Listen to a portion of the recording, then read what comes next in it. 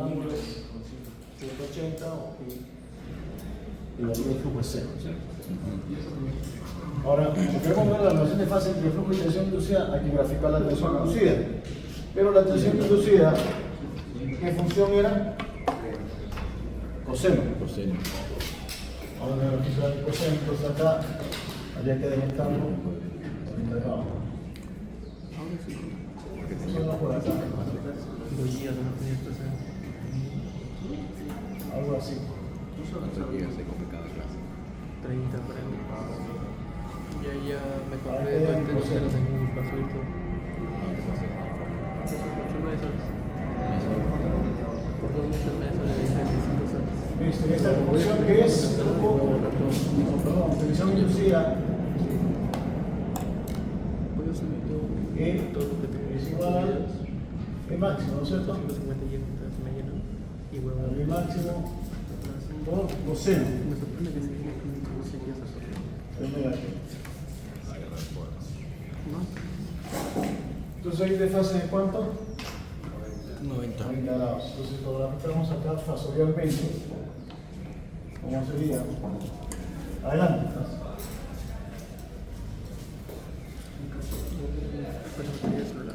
Tomamos como referencia, ¿qué vamos a tomar como referencia?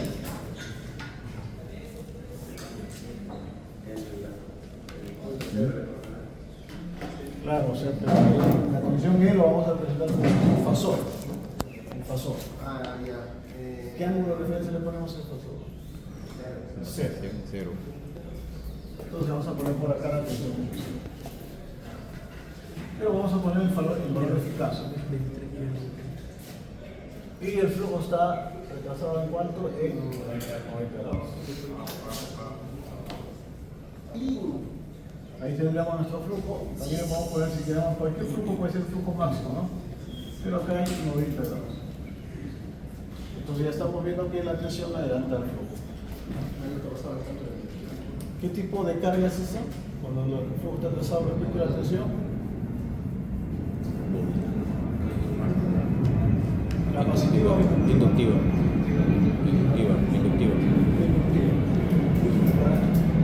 En este caso tenemos que hacer un inductivo puro, ¿no? Sí. Bien, listo. Ahora vamos a entrar a partir de esto, vamos a ver, ¿se acuerdan que habíamos hecho una introducción al reactor? ¿No? ¿Qué pasaba con la corriente de excitación? Dijimos, la corriente de excitación era solamente era seguridad si el núcleo era de aire. Sí. En caso de no fuera sistema diafragmático, ya es el problema. Entonces vamos a ver la corriente de excitación. ¿Qué pasa con la corriente de excitación?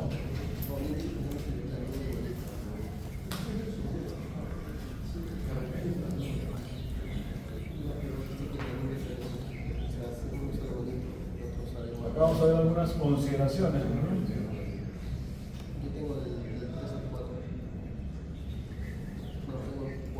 La primera, a ver, léanla bien, la primera consideración. Allá. Entonces, seguimos a... Dice,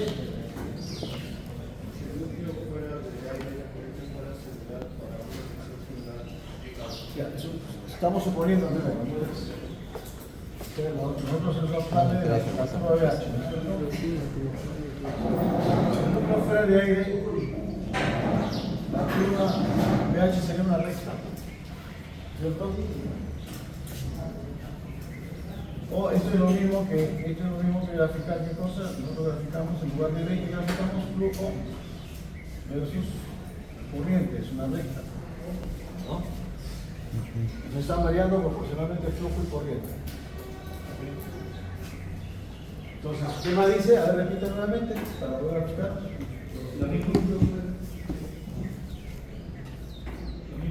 Sí, la misma, recalque.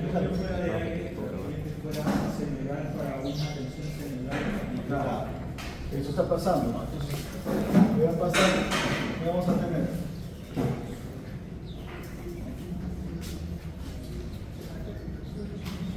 ¿Dónde grafico la tensión? Si quiero graficarlo aquí, ¿cierto? La tensión estaría acá, igualito.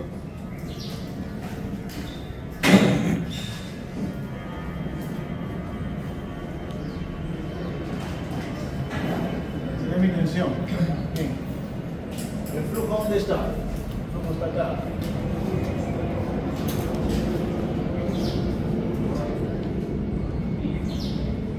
Está por ahí el flujo. El flujo. Pero ¿cómo voy el flujo con la corriente? De forma proporcional, ¿no es cierto? Sí. Entonces mi corriente estaría aquí. No sé si se hace el agua. ¿Por qué pasó? Entonces, ¿cuánto están desfasados la tensión y la corriente?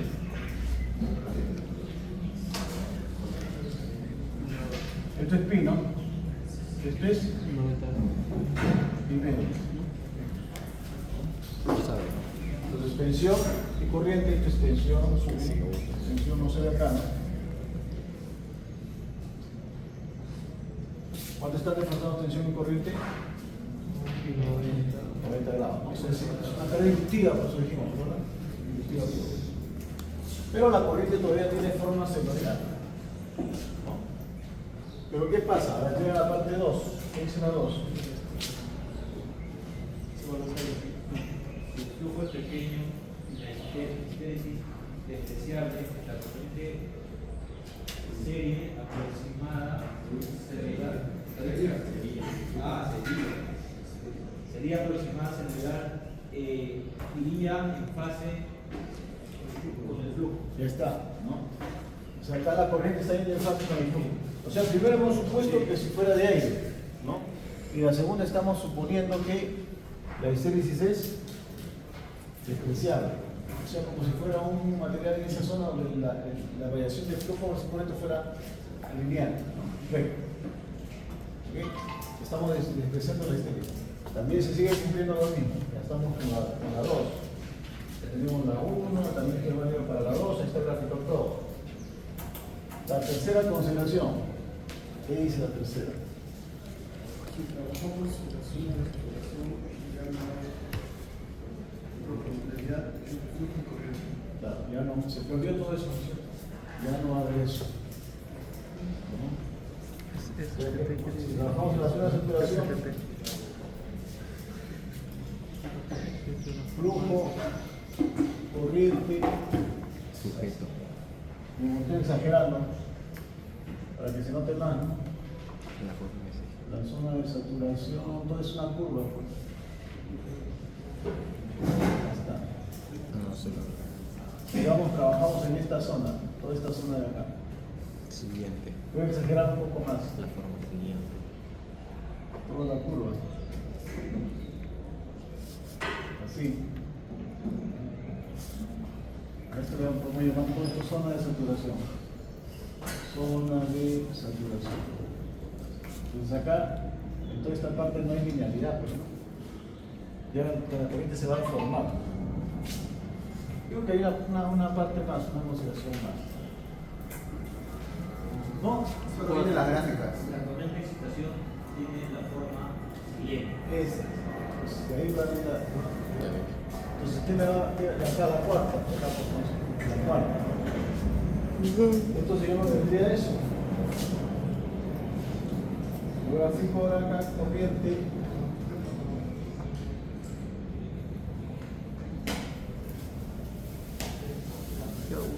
La corriente de excitación en función de también, ¿no? Omega T, acá es omega T. Acá también omega T.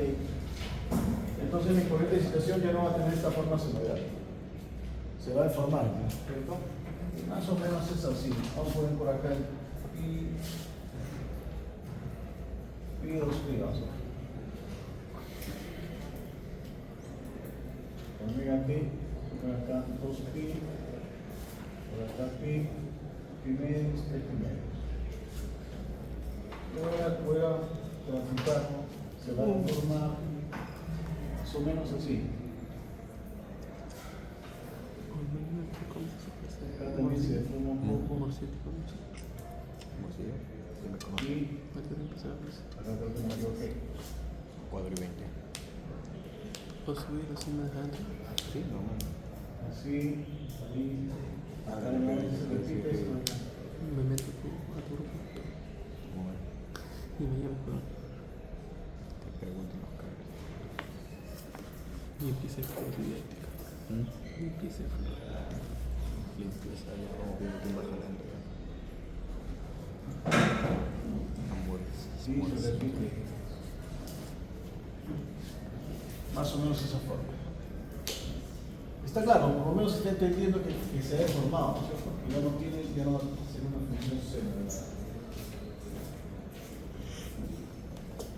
Punto de faltas. Listo. Sí, repetir el punto 3. El punto 3.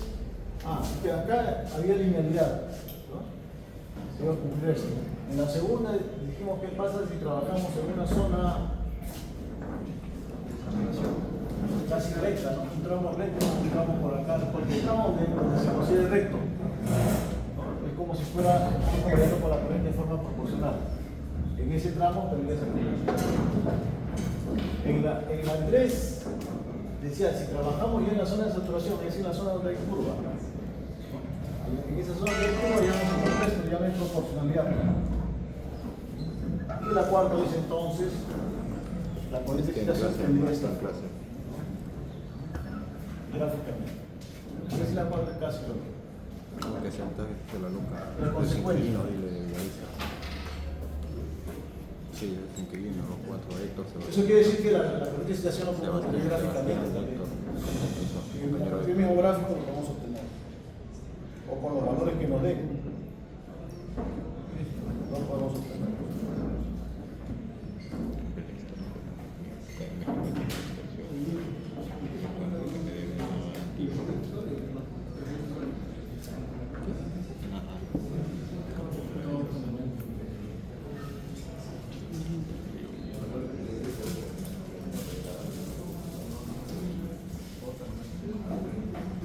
Y mira, mi termo.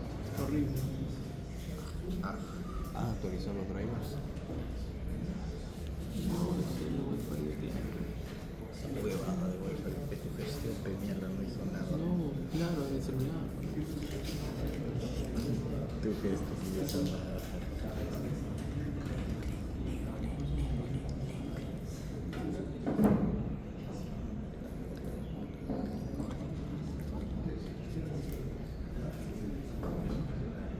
Por ejemplo, no para nada.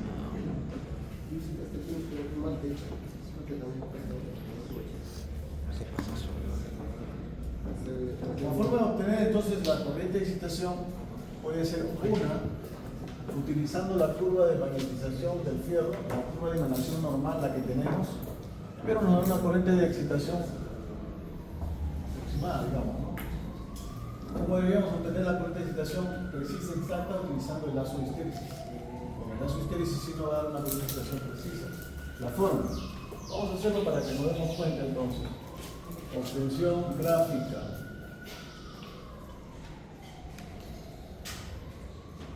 de la corriente de excitación. O de la forma de onda, ¿sí? De la forma de onda de la corriente de excitación.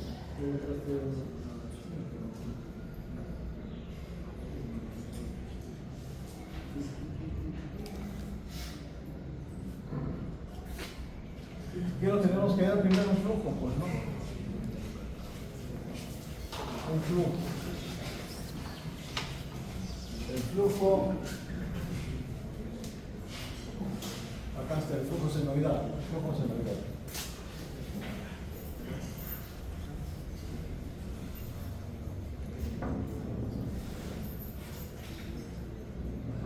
aplicarlo por acá.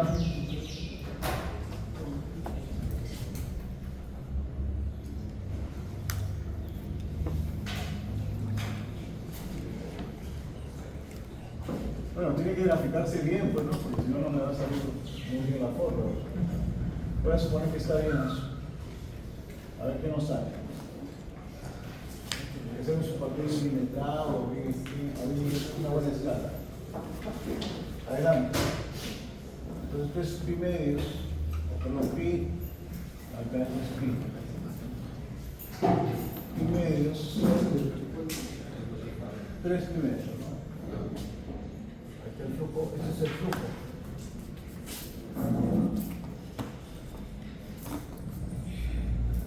Flujo.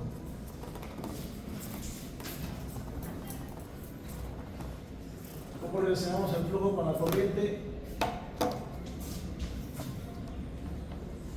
Con flujo versus corriente, pues no. Flujo versus corriente.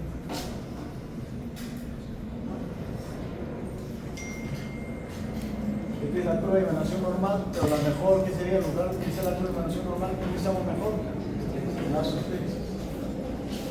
¿Cómo la sustancia acá? ¿Cómo varía el flujo con la corriente?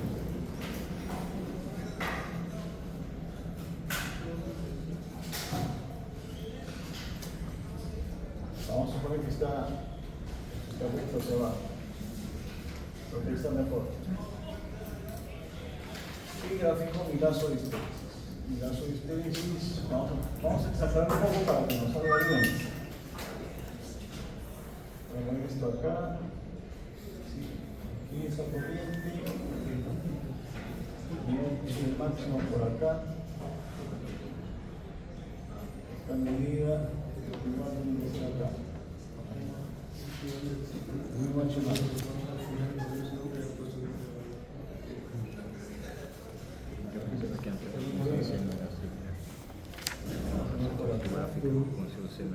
Por acá, estoy exagerando para que me salga bien.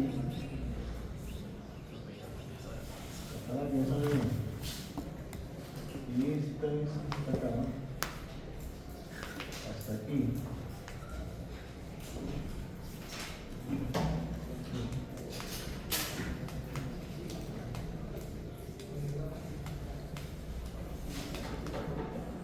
Ahora sí. Y acá lo pondremos por acá, por aquí, por aquí.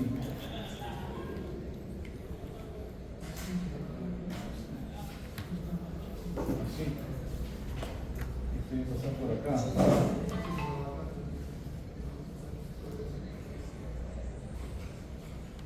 Más o menos. Entonces, bueno, yo he dicho, entonces tengo que corregir el flujo, ¿no? Porque es el flujo máximo, ¿cierto? Tiene que estar a la misma altura. Vamos a corregir el flujo.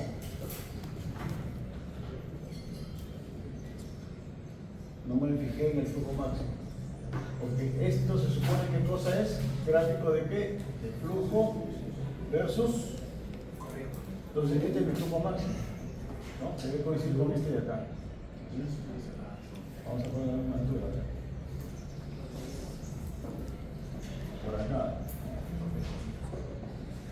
Este es mi flujo máximo.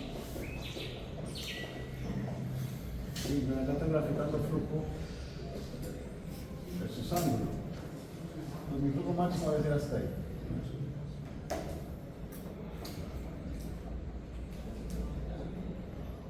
Ahora voy a ver qué tal me sale con esos ángulos. ¿Qué tal me sale con esos ángulos? El máximo arriba, el máximo abajo, acá. ¿Listo? A ver. Tendría en función seno acá. Pasan por acá y hasta acá, ¿no? Esto con este. Acá.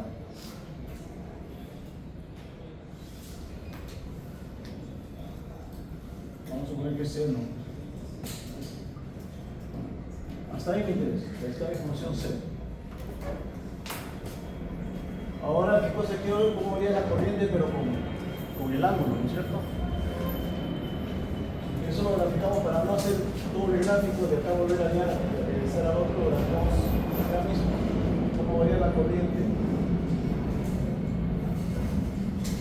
Acá corriente versus ángulo, vamos acá.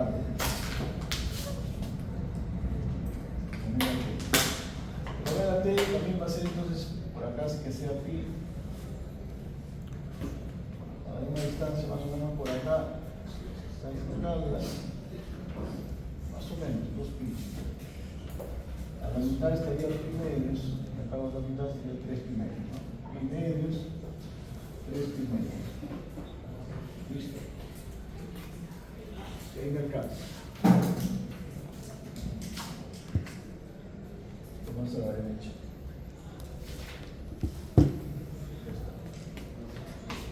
ahí nos va a alcanzar. Entonces, tenemos que graficar qué cosa, corriente en función del ángulo, cómo llega la corriente con el ángulo. Ya tenemos flujo con ángulo, tenemos que pasar la corriente con ángulo. Vamos a escoger algunos puntos. Vamos a llamarle este punto 1. A este punto en pi cuartos. En pi cuartos vamos a llamarle 2. A ver qué pasa. En el punto en pi medios vamos a llamar 3. En pi medio más pi cuartos vamos a llamarle 4. Este punto que es el punto 5. Acá 4. Más pi cuartos vamos a llamarle 6. Acá. Este punto sería el punto 7. Acá este sería el punto 8 y acá sería 9. 9 puntos que hay que proyectarlo hasta acá. Entonces acá el flujo está creciendo. Como en la curva aquí, acá el flujo está creciendo y acá el flujo está decreciendo, ¿no es cierto? Y acá vuelve a crecer. Listo. Recuerden que este es el flujo máximo. El flujo máximo. Empezamos de acá, del punto 1. El punto 1, ¿cuál sería? Esto. El segundo. El segundo, porque el flujo está creciendo. Este es 1. Listo. El punto 2, tenemos que proyectarlo.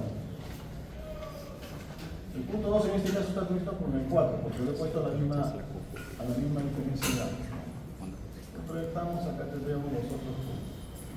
Acá también el punto 6 y 8, vamos a proyectarlo. Bueno, vamos a poner que sea adelante. Ya está, entonces el punto 2 sería este de acá, ¿no es cierto?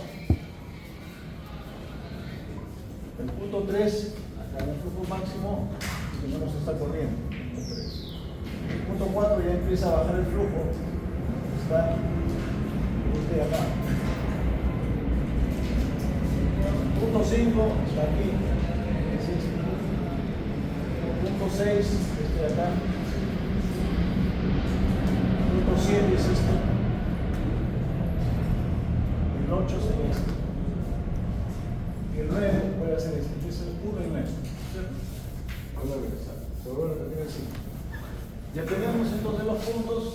Y acá tengo justamente la versión como haría flujo como corriente. Con corriente. Entonces ya tengo la corriente para cada punto. Como acá voy a graficar corriente versus el ángulo, entonces voy a proyectar la corriente. Esto lo vamos a graficar en qué color, en azul, como grafico la corriente, ¿no? En azul. Ah, pero los puntos con rojo. Los puntos con rojo. A ver, el punto 1 tendríamos que proyectar. ¿Para qué ángulo es el punto 1? 0. O sea, acá. Si proyectamos 1 sería ahí, ¿no es cierto?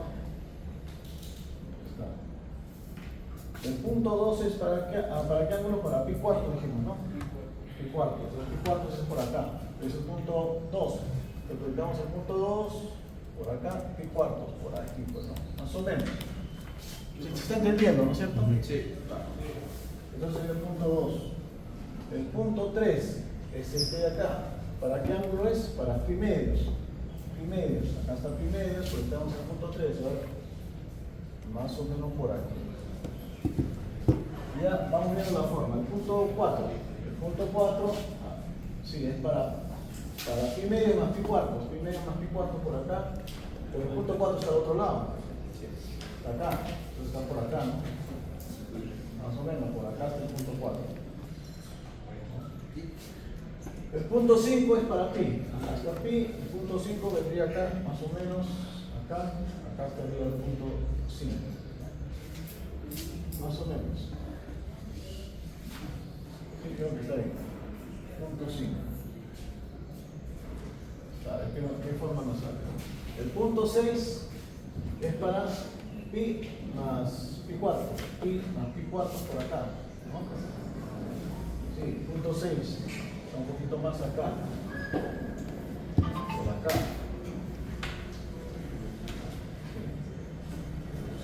Sí. Listo. El punto 7 para 3 primerios. El punto 7 es todo esto de acá. 3 primerios por acá será. Punto 7. Punto 8 es para 3 primerios. No, sí, pues para 3 primerios más que cuartos, ¿no? 3 primerios más que cuartos por acá. Ah, pero está al otro lado. Acá. Acá está ahí. El punto 8. Punto 8. El punto 9 es para 2pi. Para 2pi es igual que este valor, ¿no? Sí. Por acá. Más o menos así. Acá está el punto 9. Entonces, bueno, yo puse unos cuantos puntos. Cuanto más puntos tengamos, vamos a ver mejor la aproximación de la forma, ¿no es cierto? Pero ya no es la idea, pues, ¿no? Ahora vamos a tratar de darle la forma.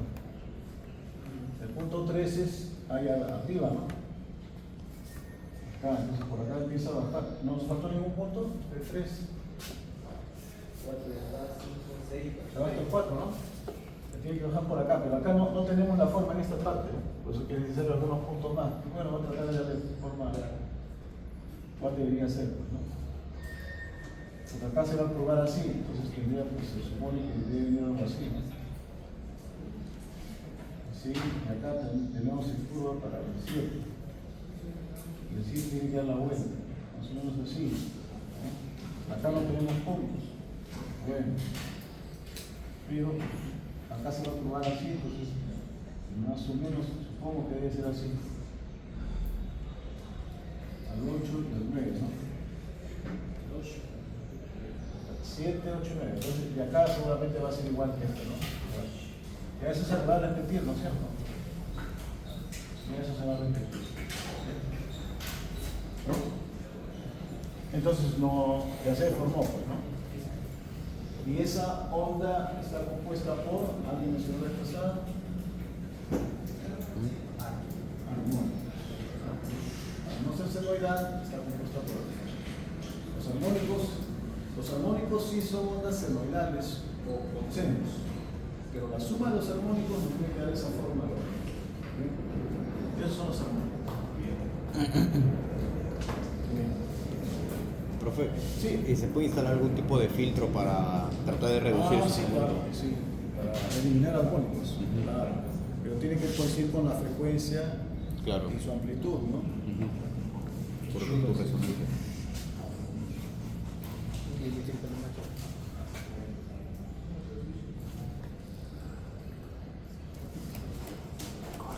Bien, vamos a avanzar. Estamos llegando ya. Entonces, la corriente de excitación, fíjense, ¿no? Y de esta forma ya vamos conceptualizando, ya familiarizando, vamos entendiendo porque toda la vida van a trabajar con corriente de excitación, ¿no es cierto? Toda la vida.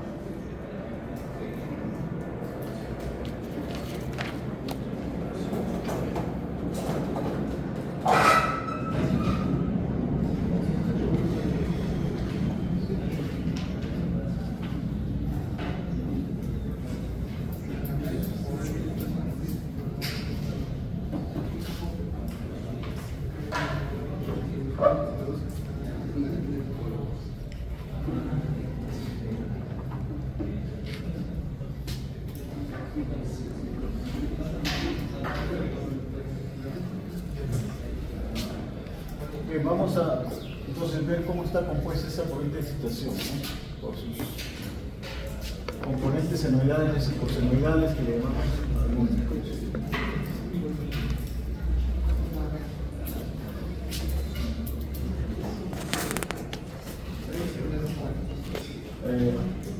Por series de Fourier, toda onda de cualquier forma, puede descomponerse o puede ser compuesta por la suma de qué, de muchas ondas, ¿no? De diferentes frecuencias, amplitudes, ¿no? Que pueden ser senos o cosenos, y al final la suma de todas esas ondas nos da esta forma de onda.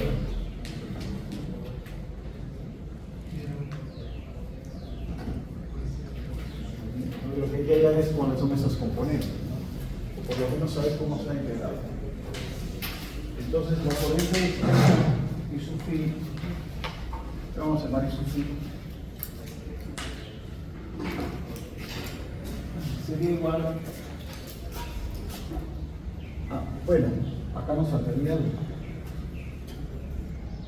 Como la corriente de excitación es una corriente simétrica, por ser simétrica,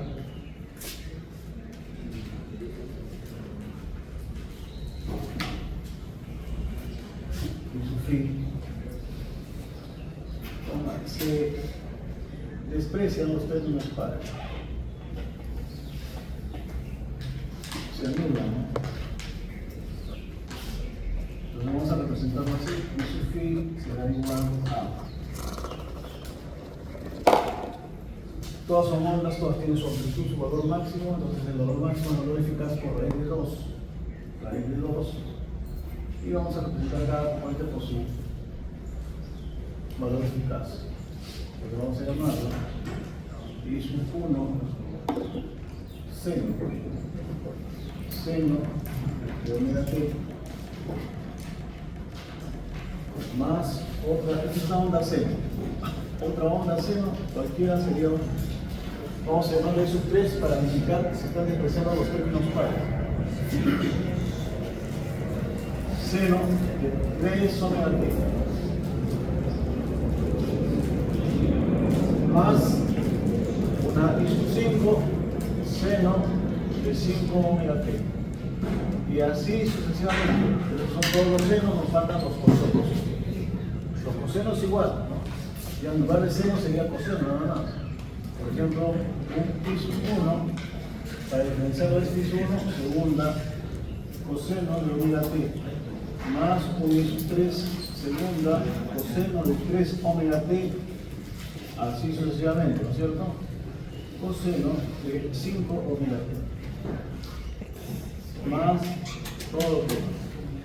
Entonces a los primeros le llamamos prima, y aquí le llamamos segundo, esto de acá. Raíz de 2 por el valor eficaz, entonces da el valor máximo. Y ahí están todas las componentes. N. Entonces no tiene una cosa.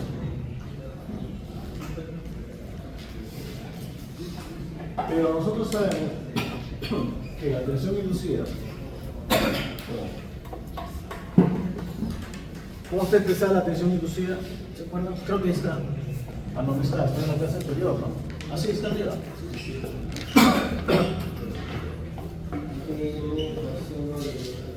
E máximo coseno omega t.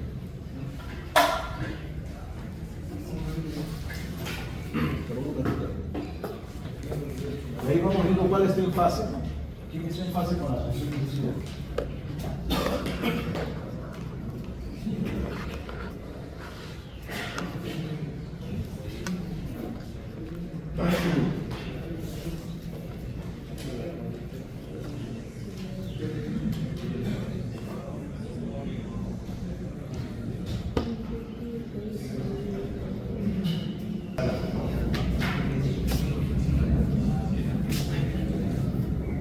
Y sabemos que la tensión inducida es igual a E máximo coseno de omega t, ¿cierto? Por lo que es lo mismo raíz de 2 por su valor eficaz, ¿no? Coseno de omega t.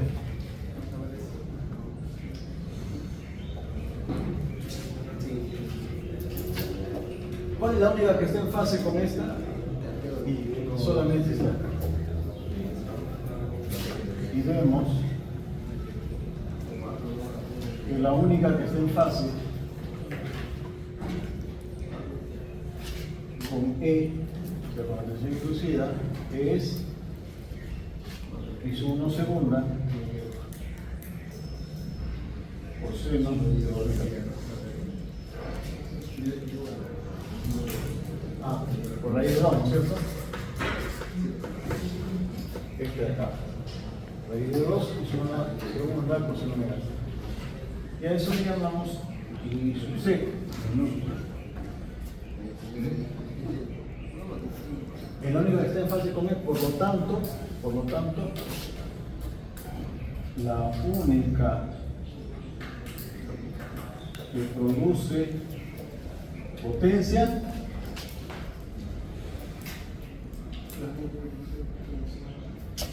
reactiva, activa, si están en fase activa. La única que produce potencia, la única. Todas las demás serían reactivas, ¿no? La única. Por lo tanto, podemos decir entonces que esa potencia activa sería igual al valor eficaz de esto, que es I1 segunda, ¿cierto? I1 segunda, ¿por qué? Por el valor eficaz de esta onda, que es E. Donde I1 segunda se le llama I sub C. Vamos a poner acá una vez. Esto también se le llama entonces I1 segunda, ¿no? Sí. A esto se le llama I sub C. Y esta es la tensión. Y esa potencia, que es potencia activa, ¿a dónde se va?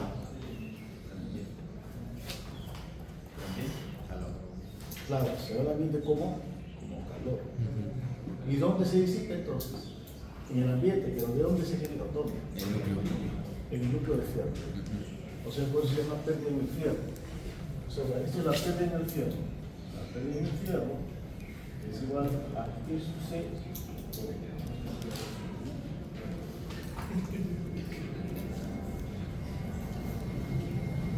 I sub C, ¿qué cosa es entonces? Le vamos a llamar corriente de pérdidas. Entre paréntesis, ¿no? En el fierro.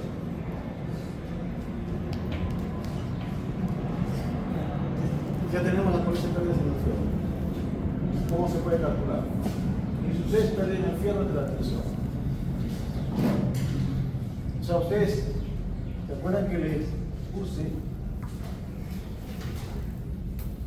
en la clase anterior un ejemplo? Hicimos, ¿no? Con un transformador que tenía una bobina, el núcleo, le sacamos la bobina, ¿qué pasaba? Imagínense que tienen ahí su transformador. solamente enchufado, secundario vacío. ¿Podrían calcular esa corriente de pérdidas? Van al laboratorio, están en el laboratorio y tienen sus instrumentos. ¿Pueden calcular la corriente de pérdidas? Potencia, función.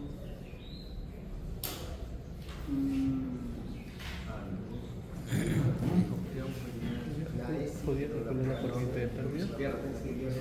¿Tendrían que tener qué cosa?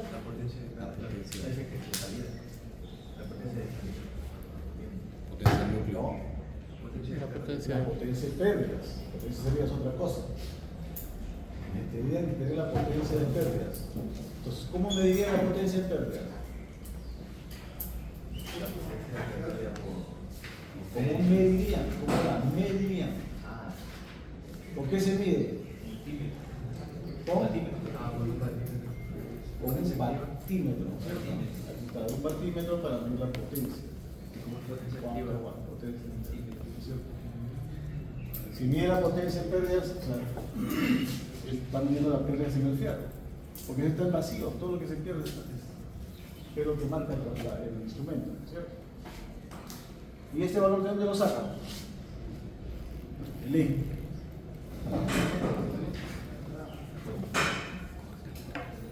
Claro, el voltaje que le aplicaron, se supone que normalmente es 220 voltios, ¿no es cierto? Entonces sí se puede medir o calcular la corriente de pérdidas. Adelante. Entonces, podemos medir la corriente de pérdidas. Vamos rapidito. Acá está el transformador, el faro. Le prestaron atención, pero le pusieron un batímetro. Y yo también. Potencia de pérdida, ¿no? ¿Bien? Hicieron un batímetro y vieron la potencia de pérdida. ¿Cómo vieron la corriente? Calcularon la corriente de pérdidas, ¿no? Pero ¿y qué corriente es la que está pasando por acá?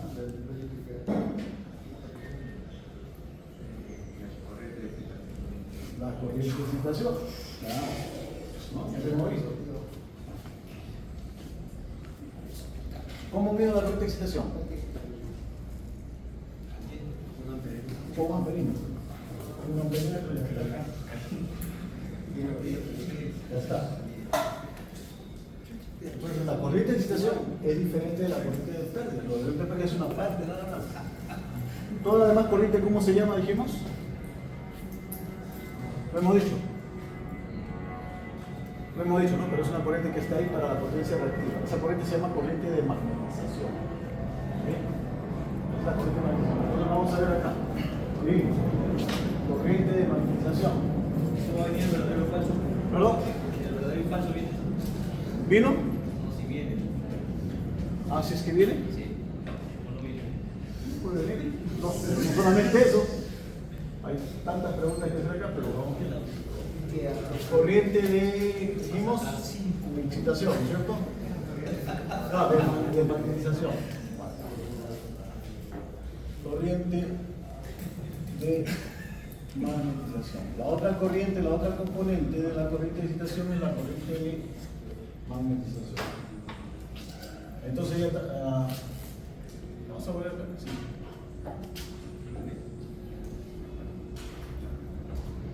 El valor eficaz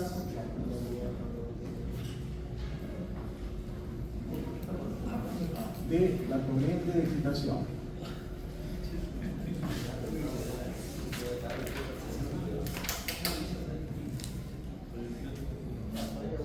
¿Cómo llamamos este valor eficaz de la corriente de excitación ahora? Le vamos a hacer más mayúscula, eso sí, ¿no?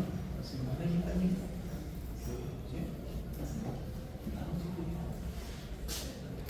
Sería la raíz cuadrada de I1 cuadrado, ¿no es cierto? Raíz cuadrada de I1 prima, ¿no? Al cuadrado, más I2 prima, no, I3. I3 prima al cuadrado, más I5 prima al cuadrado, así sucesivamente, más el I1 segundo al cuadrado, más el I3 segundo al cuadrado, así sucesivamente. Raíz de todo eso, ¿no? Pero como ya sabemos que el I1 segundo es el I1C, lo ponemos adelante. Lo hubiera puesto al revés, ¿no? ¿Lo puedo poner al revés? Ahí mismo. ¿Sí? O sea, el I1 segunda al cuadrado acá. Todo el segunda. Y abajo aquí también no prima. Esto sería prima nada más. Es lo mismo. Prima. Pero entonces, en un solo gráfico, todo lo que es segundo lo he puesto adelante, lo que es prima va a ser atrás.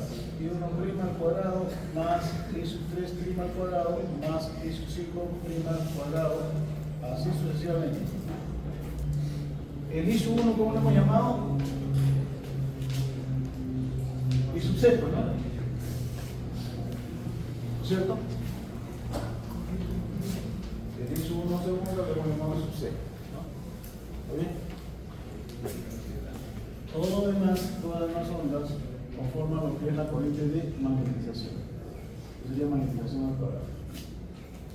Entonces ya salió la corriente de magnetización. La corriente de magnetización, ¿qué cosa es? Raíz cuadrada de y todo lo que queda. El I3, segundo al cuadrado más I5, segundo al cuadrado más y esto acá, ¿no?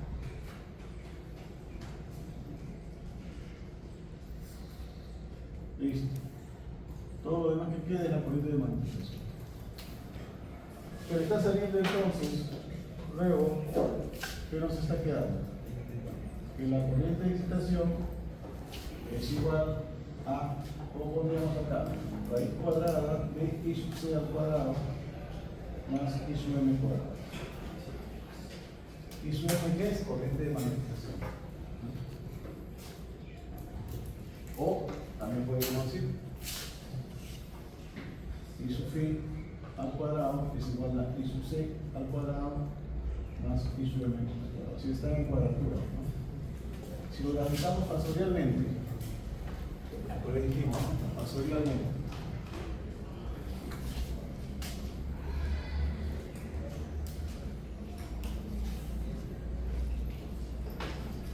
A ver, vamos a graficar todo mejor. La tensión inducida es la referencia, ¿no? E estaría acá.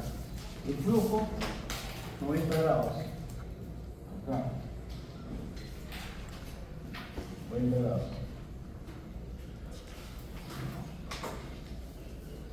¿Quién está en fase con la tensión inducida? Por acá dijimos, ¿no? I sub C, ¿cierto? Estamos I sub C acá.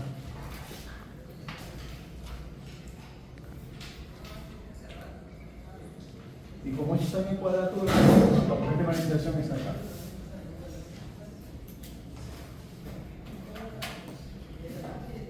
Si sumamos I sub C más I sub M, o los cuadrados de cada uno de ellos, ¿qué nos da?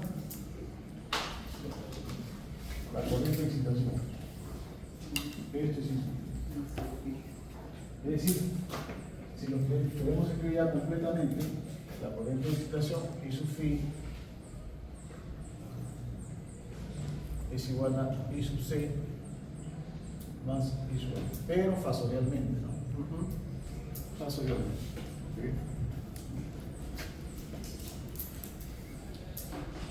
Si queremos poner solamente con su magnitud, si también podemos poner I sub phi, bueno, acá, ¿no? Pero en este gráfico sería I sub 6. ¿Qué le pondríamos acá?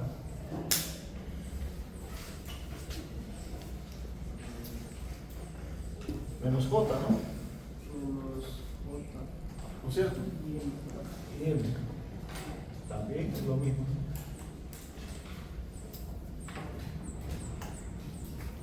Este ángulo de acá le vamos a llamar phi. Entonces, ¿qué tendríamos? Coseno de phi es igual a aquí.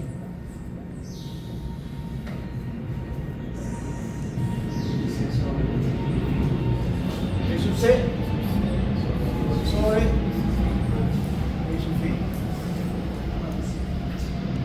Pero I sub C es igual a quién?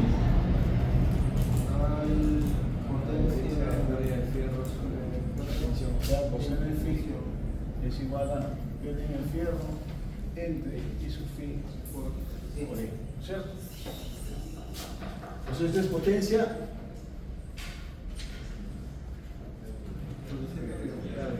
activa del fierro, activa o reactiva. Y esto es Reactivo. I sub phi por E es Aparente. Aparente. potencia aparente. Potencia activa es potencia aparente por el factor de potencia. ¿Cierto? ¿Está bien? Ahora, entonces, estamos hallando aquí, ya estamos hallando que está pasando todo esto es en un reactor, ¿no es cierto? ¿No? Todo esto es en un reactor. Entonces, en un reactor es una carga resistiva, capacitiva, inductiva pura,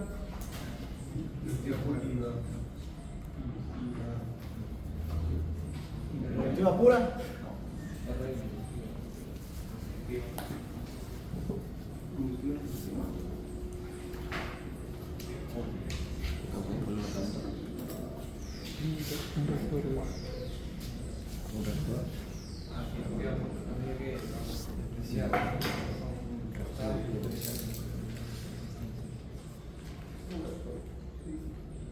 un reactor.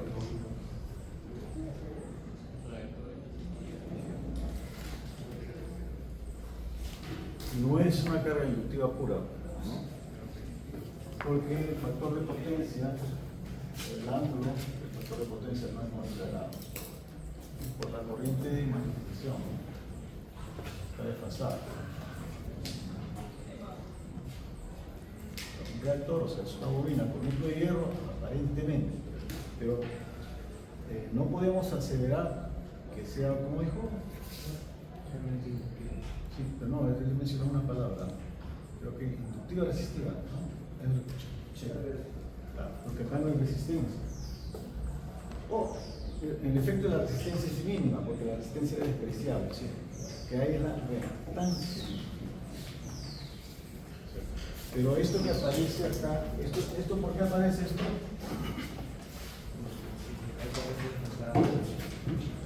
Claro, pero ¿de dónde apareció? ¿Por qué? Porque si no fuera el núcleo de fierro,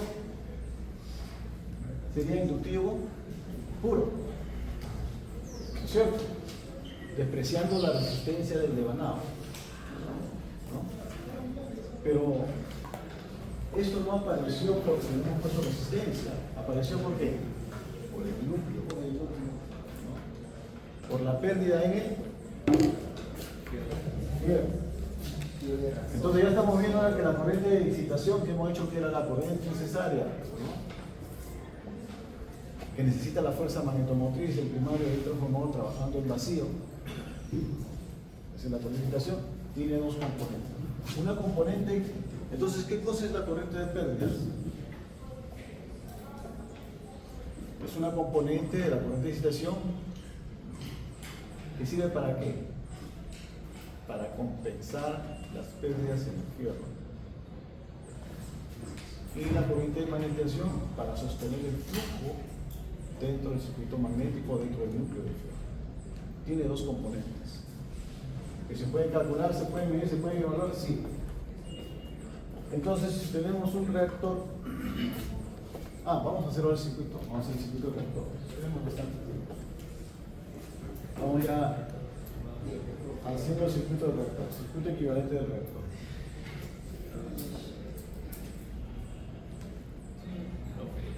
¿Alguna pregunta?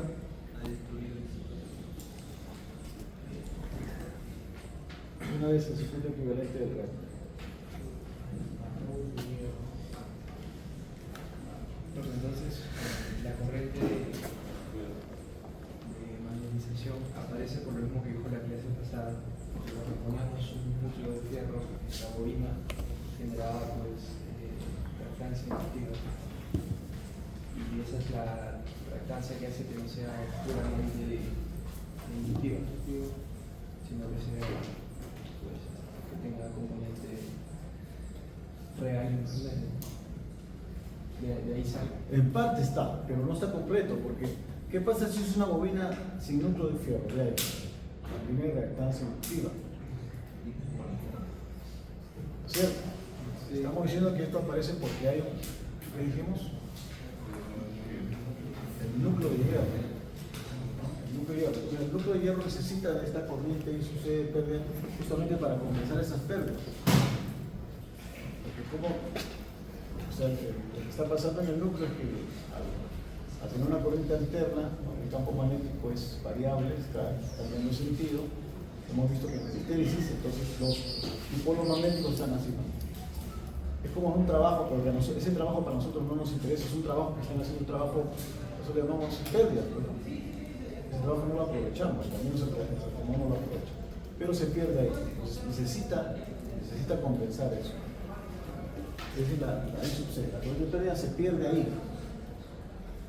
Y ese trabajo que se pierde en la histéresis, en una histéresis, no es pero tiene que trabajar. no es el mismo que la realidad. Sí, ese es. Por eso que sale esa componente. ¿No? Pareciera que hubiera una resistencia. Por eso que vamos a hacer el circuito equivalente para representar eso. Y para representar eso, en el circuito equivalente vamos a utilizar una resistencia. Más que una resistencia, vamos a poner una conductancia, pero es una representación. Vamos a hacerlo de una vez. Circuito equivalente de uno. Porque hay que representarlo de alguna manera. Circuito equivalente católico, ¿no? Circuito. Entonces ya podemos hablar del circuito equivalente de carga.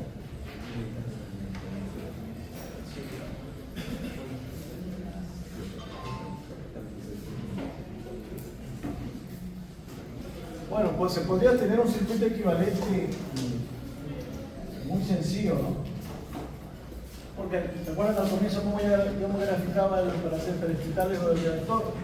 Explicaba una resistencia, una bobina y el núcleo de fierro, ¿no? Sí, es lo más simple que se puede hacer, ¿no?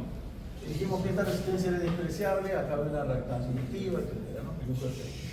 Pero ahora quiero representar esto, pues. Quiero representar esa corriente. Entonces debería representarlo así: resistencia efectiva del ganado. Aquí. ¿Cómo represento la corriente de pérdidas en la corriente de magnetización? Se representa mediante puede ser impedancia de excitación o admitancia de excitación. Nosotros lo vamos a representar con una admitancia de excitación. O sea, esta admitancia de excitación está compuesta por una conductancia de pérdida que le llamamos G sub C y una susceptancia magnética que le llamamos además, o sea, la inversa de la reactancia, ¿no? Acabo de poner menos J, B sub M. B sub M es la sustancia magnética que sucede la conductancia de pérdida. Y ahí estaría mi circuito. Sería el voltaje que le vamos a aplicar acá a los terminales. Acá aparecería la tensión inducida, más o menos E, ¿no? Entre estos dos espacios. Esta es la resistencia efectiva de ganado. Normalmente, ¿cómo se considera la resistencia efectiva de ganado? Despreciable. Si queremos tener un valor exacto, lo medimos y le ponemos su valor. Pero es pequeña comparada normalmente con la resistencia inductiva que va a aparecer acá. Entonces todo esto se llama admitancia de excitación. ¿Cuál es la inversa de la admitancia? La impedancia. O sea, en algunos textos van a encontrar esto como impedancia, que es un Z. Pero si me encuentran como una impedancia, entonces ya no daría conductancia. ¿Cuál es la inversa de la conductancia? La resistencia, o sea, que hace una resistencia de pérdida. Ahí recién, pero eso ya lo estamos poniendo como modelo, ¿no? Para representar. Pero no es que en realidad una resistencia. Esto es conductancia, y acá le vamos a llamar esto sustancia magnética. ¿Y cuál es la inversa de la sustancia magnética? Correcto, la reactancia. Listo. Entonces acá le ponemos, ¿qué cosa es? R, resistencia efectiva del ganado.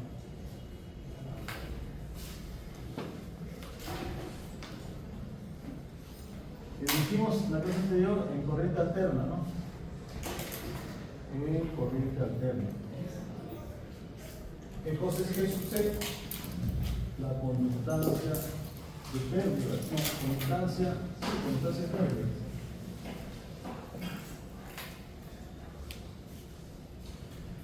SUM, estamos diciendo que es la substancia magnética o de magnetización, substancia magnética.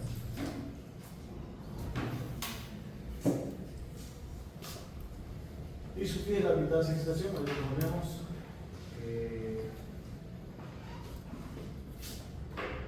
B es el voltaje en los terminales y D es la tensión inducida.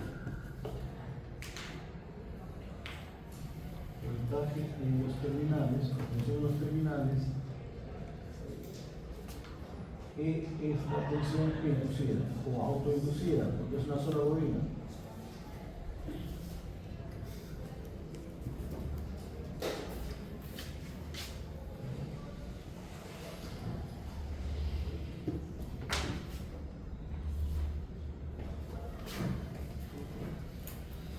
Entonces acá, ¿qué pasa si se desprecia la resistencia efectiva del devanado?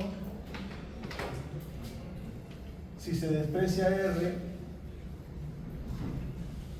que tendríamos simplemente, si se desprecia R, entonces estamos considerando que el voltaje es aproximadamente igual a la tensión inducida, ¿no? Entonces mi circuito quedaría simplemente así.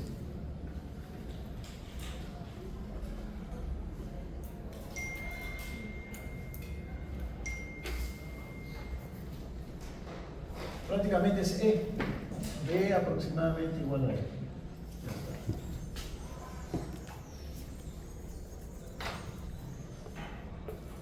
¿Por dónde circula la corriente de excitación? Por acá, ¿no es cierto? Esta corriente de excitación tiene dos componentes. Una que es la corriente de pérdidas y la otra es la corriente de magnetización. Ahí están las dos componentes. Entonces nuevamente acá está I sub phi, esto es I sub C, esto es I sub M, esta es la conductancia G sub C y esto es menos J B sub M. Ya está. Entonces, estos son los parámetros del circuito equivalente recto.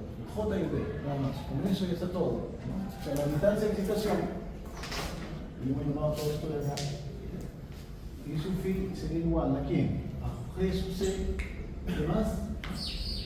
Menos JM. ¿No? Este es I sub phi. ¿No?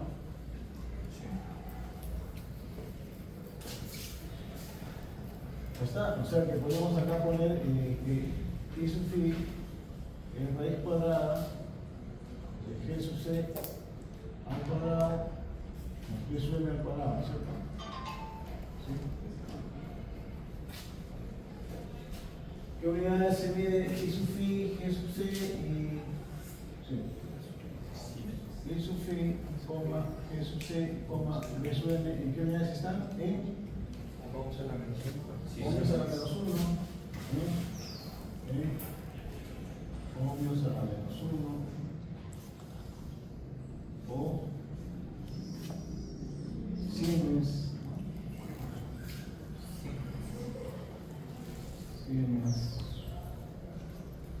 o también se le puede poner, también se le llama Morse, ¿no? No, sí, Morse también se le llama Morse. El ohmio, ¿no? 3,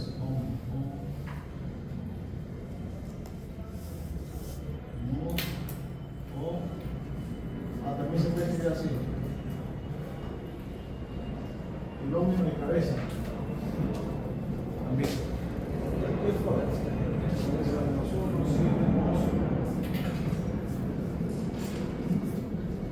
I sub 6, sub phi, sub m, I sub C, coma, I sub m, coma, I sub phi, en valores eficaces. En valores eficaces.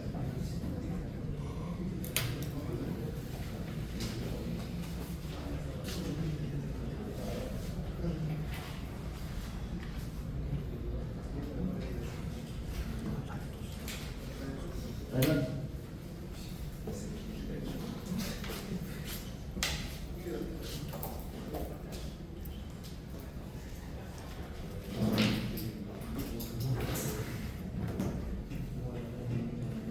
Pregunta, y antes de terminar, la próxima ya haremos problemas.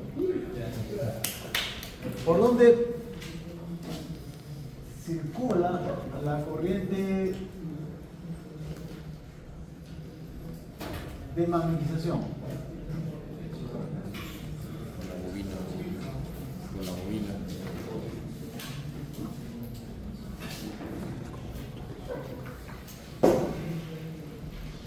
Por el resorte. Por la bobina. ¿Por dónde circula la corriente de pérdidas en el fierro?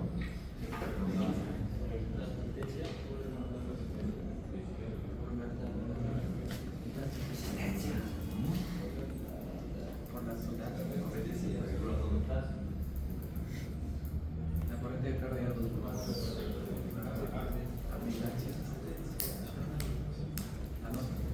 ¿Por dónde circula la corriente de excitación?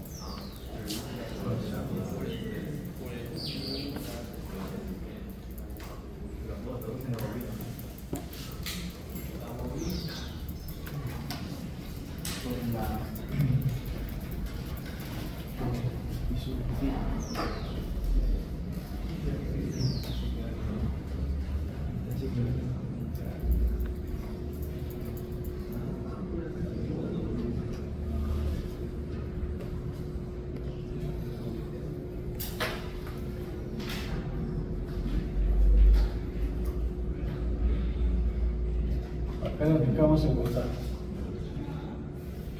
En un momento tiene una polaridad, pero es alterna, ¿no? La polaridad está cambiando. O sea, corriente alterna no significa que no tenga polaridad, ¿no es cierto?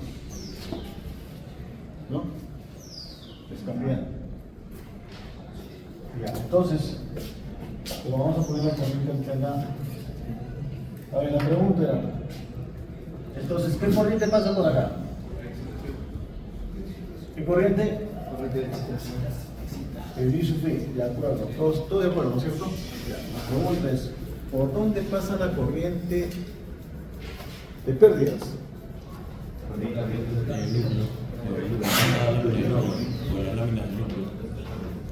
Y la otra es, ¿por dónde pasa la corriente de magnetización?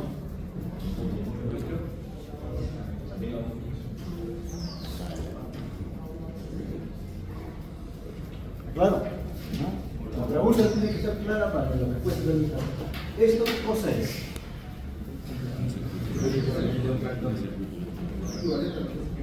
Ah, más fuerte, ¿cómo dijo? ¿Cómo? Es el circuito equivalente del reactor. ¿Pero es el reactor? ¿Es el reactor? No, no es el reactor. Es un circuito equivalente, es un modelo. Todo lo que nosotros estudiamos son modelos, ¿no es cierto? Para comprobar tenemos que ir a la parte experimental. Este es un modelo que nos representa la parte experimental. ¿Ok? Lo representa. Entonces, aquí vamos a imaginarnos que este es el reactor de algo, por acá pasa corriente. Pero esta corriente I sub phi es igual a ¿quién? A I sub C más E sub M. ¿No es cierto? O sea, la corriente de excitación ya tiene sus componentes, pues lo que hemos dicho, tiene componentes. Pero la corriente circula por toda la bobina. Nada más. No circula nada por el núcleo. ¿Cierto? Por eso estamos diciendo, la corriente de pérdida es la componente de la corriente de excitación que sirve para compensar las pérdidas energéticas. Porque si no, ¿de dónde sale esa energía? Bueno, la magnetización para sostener la circulación del componente. Bien, está claro. Hacer lo que vamos a ver en la próxima clase.